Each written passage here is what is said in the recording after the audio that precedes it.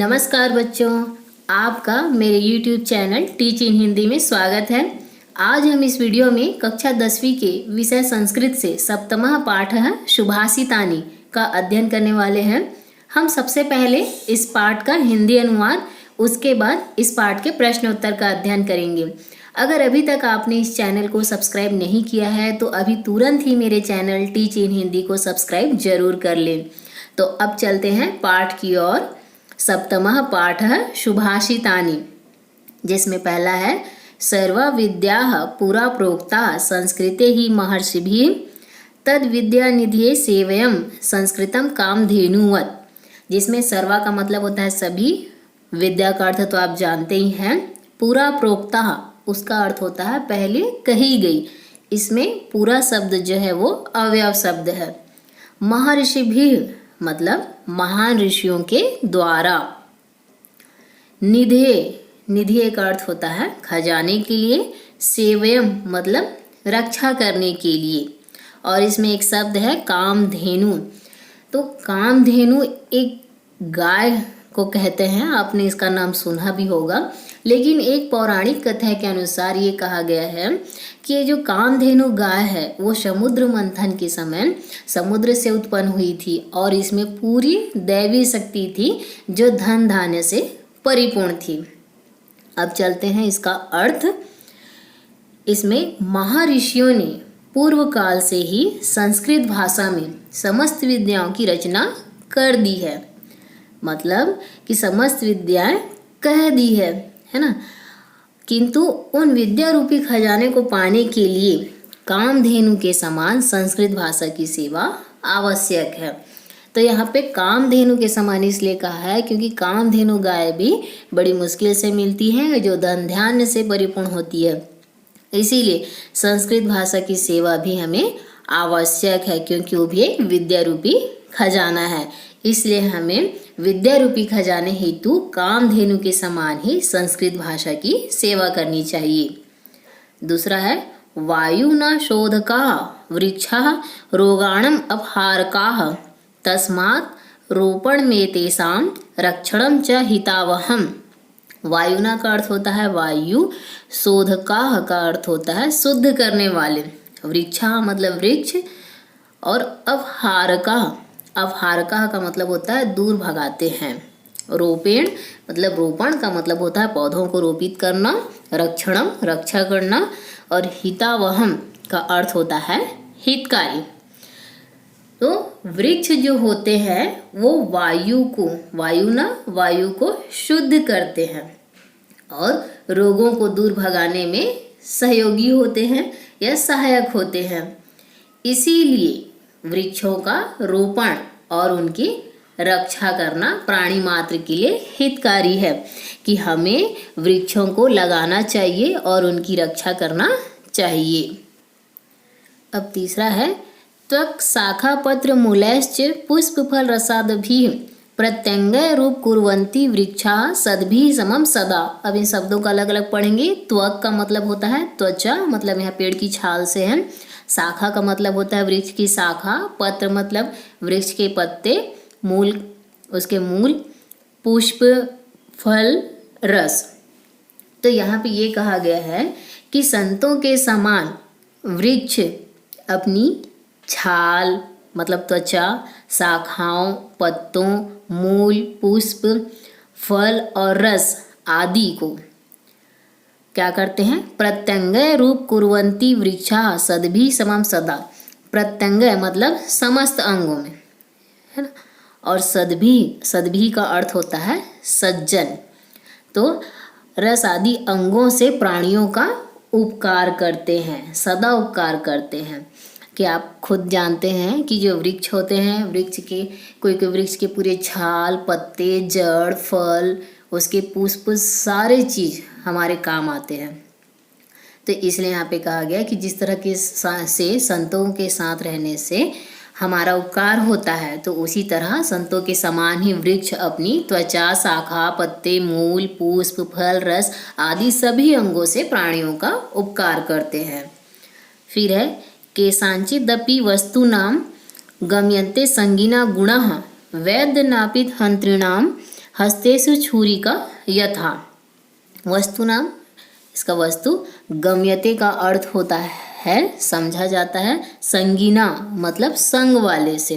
गुणः का अर्थ तो जानते हैं गुण, और इसमें वैद्य, वैद्य का अर्थ होता है चिकित्सक। सब शब्द एक साथ है, उसको अलग अलग हम देखेंगे। नापित, नापित का अर्थ होता है नाई, और हंत्री नाम का मतलब होता है हत्यारा। छुरिका का अर्थ होता है छुरी। तो इसमें ये कहा गया है कि किसी भी वस्तु का गुण उसके संग वाले से समझा जाता है।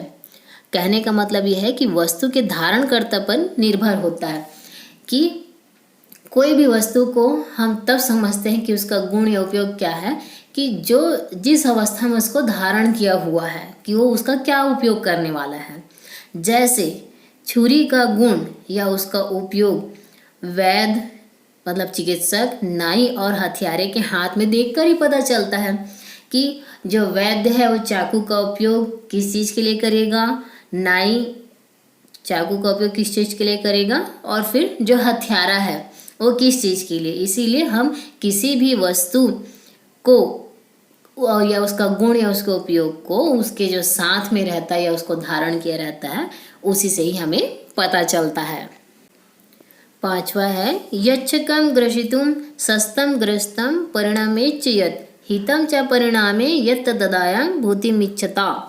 तो इसमें ये कहा गया है कि जो वस्तु खाई जा सके और खाने पर सरलता से आसानी से पच सके और पच जाने पर हितकारी हो, है ना, कि हमें कोई ऐसी वस्तु है जिसको हम खा रहे हैं और खाने पर भली भांति रूप से आसानी से पच सके और पच जाने पर हितकारी हो, तो कल्याण की इच्छा करने वाले व्यक्ति को वैसी वस्तु खानी चाहिए जिससे उसका शरीर हमेशा स्वस्थ रहे। अनंत पारम कील शब्द शास्त्रम स्वल्पम तथारु बहवश्च विघ्नः सारंततो ग्राह्यमपाश्य फल्गु हंसय अर्था क्षीरमिवाम्बुध्यात्। अनंत पार मतलब अनंत पूरा। शब्द शास्त्र का मतलब होता है शब्द शास्त्र, और यहाँ तथायुर्बहश्च मतलब आयु, विघ्नः विघ्न, हंसय अर्था हंस, और क्षीर का अर्थ होता है दूध। इसमें कहा गया है कि शब्द शास्त्र का पार निश्चित ही अनंत है ना, कि हम जो शास्त्रों में पूरे शब्द पढ़ते हैं तो उसका पार निश्चित ही अनंत है, उसकी कोई शब्द सीमा नहीं है, अनंत है वो। और मनुष्य की आयु भी कम है लेकिन बाधाएं बहुत हैं। तो इसीलिए सारहीन को छोड़कर, जो सारहीन चीज़ें हैं जिसका कोई अर्थ नहीं होता, उन सारी चीज़ों को छोड़कर जो सही चीज़ें हैं, सार तत्व है, उसी को ग्रहण करना चाहिए। जिस तरह से हंस जल के मध्य से दूध को ग्रहण करता है। आप लोगों को पता है कि हंस में विवेक शक्ति होती है, जो अगर दूध में पानी मिला हुआ है तो वो दूध को ही ग्रहण करता है और पानी को अलग कर देता है। तो उसी तरह से मनुष्य को भी जिस चीज़ का अर्थ है, जो उसके जीवन में मतलब है, उसके लिए उपयोगी है, उन सारी चीज़ों को ही ग्रहण करना चाहिए। जिसका हमारे जीवन से कोई मतलब नहीं है, जिन बातों का हमारे जीवन में बेअर्थक है, अर्थ ही नहीं है, तो उन सारी चीज़ों को हमें ग्रहण नहीं करना चाहिए। अब चलते हैं 7वें पद्य की ओर। शस्त्र हत न ही हत रिपो भवन्ति, प्रज्ञा हत स्तु रिपुः सुहत भवन्ति। शस्त्रं निहन्ति पुरुषस्य शरीरमेकं, प्रज्ञा कुलस्य विभवञ्च यशस्य हन्ति।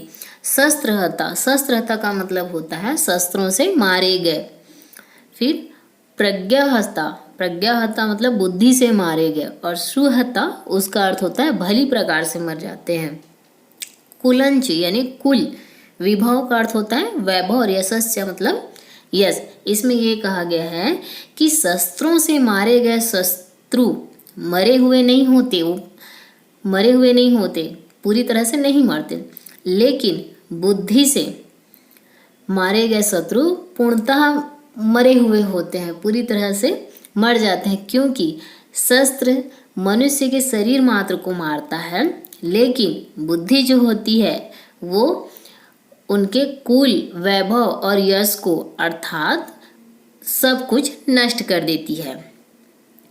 दिनांते पिबेत दुग्धम निशांते च पिबेत पयः भोजनांते पिबेत तक्रम किम वैदस्य प्रयोजनम। दिनांते मतलब दिन के अंत में, पिबेत यानी पीना, दुग्धम अर्थात दुग्ध, निशांते मतलब रात्रि के अंत में, कहने का मतलब सुबह, पयः पयः का मतलब होता है जल, भोजनांते यानी भोजन के अंत में, तक्रम यानी छाछ, वैदस्य मतलब वैद्य का या चिकित्सक का, प्रयोजनम आवश्यकता। इसमें ये कहा गया है कि दिवस के अंत में मतलब शाम को दूध पीना चाहिए, और निशांते रात्रि के अंत में अर्थात सुबह हमें जल पीना चाहिए, और भोजन के बाद छाछ जिसे हम मट्ठा कहते हैं वो पीना चाहिए। फिर वैद्य का क्या काम कि ऐसा करने पर वैद्य की आवश्यकता नहीं होती है। 9वां है आचार्य उत्पाद मदते पादम शिष्य स्वमेधया कालेन पाद मदते पादम सब ब्रह्मचारी भी। आचार्य उत्पाद मादते, पादम का अर्थ होता है चतुर्थ भाग, शिष्य मतलब शिष्य, स्वमेधया, स्वमेधया का अर्थ होता है अपनी बुद्धि से, और सब ब्रह्मचारी भी अपने सहपाठियों के साथ, है ना। कालीन का अर्थ होता है समय। तो यहाँ पे ये कहा गया है कि शिष्य अपने जीवन का एक भाग अपने आचार्य से सीखता है, अपने गुरु से सीखता है, और एक भाग अपनी बुद्धि से सीखता है, और एक भाग समय से, कालीन दिया है ना तो वो समय से सीखता है, तथा एक भाग वह अपने सहपाठियों, सब्रह्मचारी भी मतलब सहपाठियों जिनके साथ वो बैठ के पढ़ता है अपने मित्रों के साथ, तो वह अपने सहपाठियों से सीखता है। तो ये एक शिष्य के जीवन के बारे में बताया गया है कि उसका एक एक भाग, है ना, किससे किससे वो सीखता है। नास्ति विद्या समम चक्षु नास्ति सत्य समम तपः नास्ति राग समम दुखम नास्ति त्याग समम सुखम। नास्ति मतलब नहीं, विद्या सम विद्या के समान, चक्षु मतलब नेत्र, तपः का अर्थ होता है तप, राग समम मतलब लोलुपता, और त्याग समम सुखम, सुख का अर्थ होता है सुख या खुशी। तो यहाँ पे ये कहा गया है कि विद्या के समान आँख नहीं है, और सत्य के समान तप नहीं है, राग के समान कोई दुख नहीं है, और त्याग के समान कोई सुख नहीं है, ये इसमें कहा गया है। अब चलते हैं हम प्रश्नाभ्यास की ओर, जिसमें पहला है अधोलिखितानां प्रश्नानां उत्तराणि लिखत। नीचे दिए गए प्रश्नों के उत्तर लिखिए। पहला है संस्कृतम कीदृशम अस्ति, संस्कृत भाषा कैसी है। तो इसका उत्तर लिखेंगे संस्कृतम कामधेनुवत् सेव्यम अस्ति, संस्कृत भाषा कामधेनु के समान सेवा योग्य है। दूसरा है संस्कृत महर्षिभिः किम प्रोक्तम, संस्कृत भाषा में महर्षियों द्वारा क्या नियत किया गया है। तो इसका उत्तर लिखेंगे संस्कृते महर्षिभिः सर्वा विद्याः प्रोक्ताः, मतलब संस्कृत में महर्षियों द्वारा सभी विद्याएं नियत की गई है। तीसरा है वृक्षाः केषां शोधकाः, वृक्ष किसके शुद्ध करता है। तो इसका उत्तर लिखेंगे वृक्षाः वायुनां शोधकाः, वृक्ष वायु को शुद्ध करने वाले होते हैं। चौथा के रोगाणाम अपहारकाः, रोगों को दूर भगाने वाले कौन हैं। तो इसका उत्तर लिखेंगे वृक्षाः रोगाणाम अपहारकः, वृक्ष रोगों को दूर भगाते हैं। फिर है वृक्षाः प्राणिनां कथम उपकुर्वन्ति, कि वृक्ष प्राणियों का कैसे उपकार करते हैं। तो इसका उत्तर लिखेंगे वृक्षाः सद्भिः समं सदा प्रत्यङ्गैः उपकुर्वन्ति, कि वृक्ष संतों के समान अपने समस्त भागों से सदैव प्राणियों का उपकार करते हैं। अब दूसरा प्रश्न देखते हैं।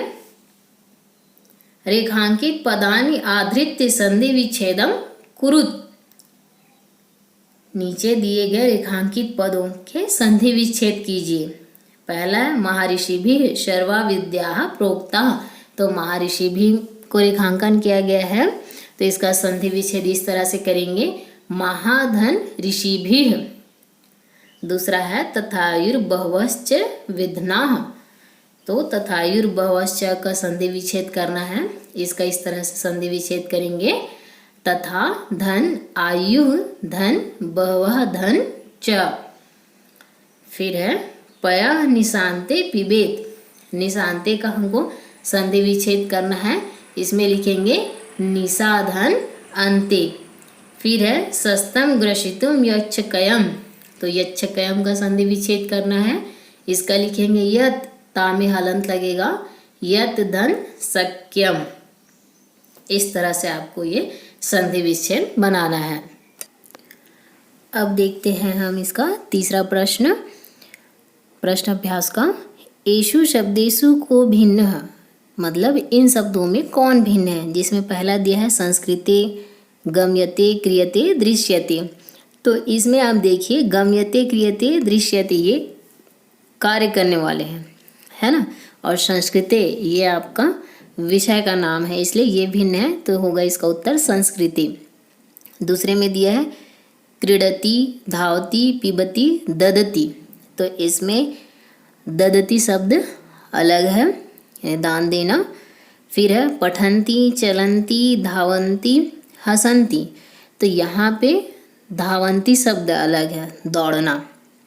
फिर है वर्धमान, वर्तमान, सेवमान, शक्तिमान। तो यहाँ पे शक्तिमान शब्द अलग है, तो आप इसे अलग से लिखेंगे। अब देखते हैं चौथा प्रश्न। अधोलिखितं श्लोकं पठित्वा प्रदत्त प्रश्नानां उत्तराणि लिखत। कि नीचे लिखे श्लोक को पढ़कर दिए गए प्रश्नों के उत्तर लिखिए। आपके पाठ का ही जो श्लोक हम पढ़े वही दिया है।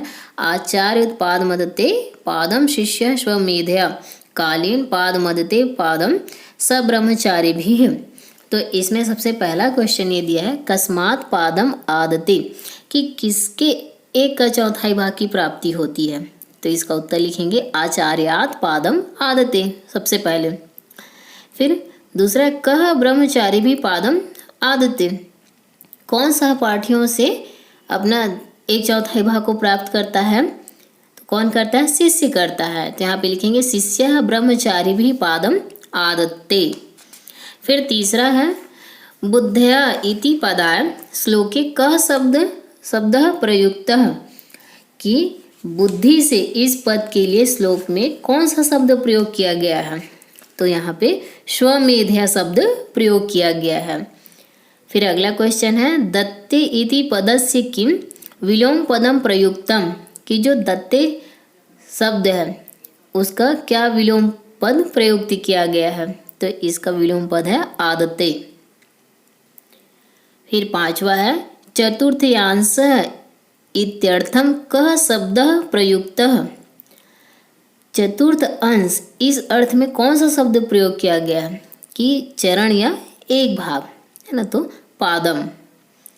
फिर छठवा है शिष्य इति कर्तृपदस्य क्रियापदम किम, शिष्य कर्ता पद का क्रियापद क्या है।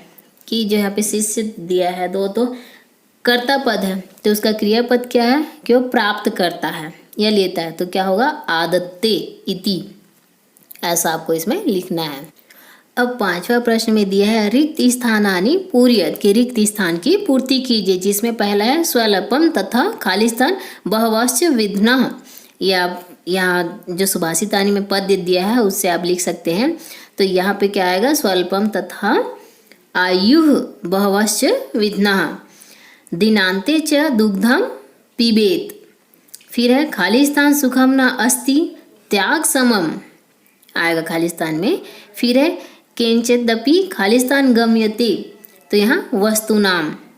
फिर अंत है वृक्षः खाली स्थान शोधकः, तो वृक्षः वायु नाम शोधकः। इस तरह से सुभाषितानि पाठ का हिंदी अनुवाद और साथ में इसका प्रश्न अभ्यास पूरा हुआ। अगर आप लोगों को यह पाठ अच्छे से समझ आ गया हो तो इस वीडियो को लाइक व अपने क्लासमेट को शेयर जरूर करें और साथ ही मेरे इस चैनल को सब्सक्राइब करना ना भूलें। धन्यवाद।